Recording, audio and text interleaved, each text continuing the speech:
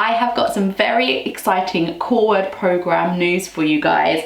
Not only have we got year 1, but year 2 is now available, and year 3 and year 4 are in the works and will be available this year also. So if your learners are getting loads out of year 1, then you know that you can carry on the subscription with year 2, 3 and 4 to follow. Year 2 carries on including loads of really important core words, mostly around meeting their needs, about being thirsty, hungry, needing the toilet, feeling hurt or poorly. And we really wanted to start with the most important words so that your learners have a voice and can share how they feel and what they need as well as what they want. And the best part, this is already included in the subscription that you already have. So all you need to do is go into the core word program and it will all already be there waiting for you to test out. This includes all of the same stuff as year 1, games, the planning, the play sessions, all the symbols, all included in year 2, 3 and 4 as well. We are really excited about this edition, and if you're not signed up to the core word program yet, but you want to test it out to see if it's suitable for your learners,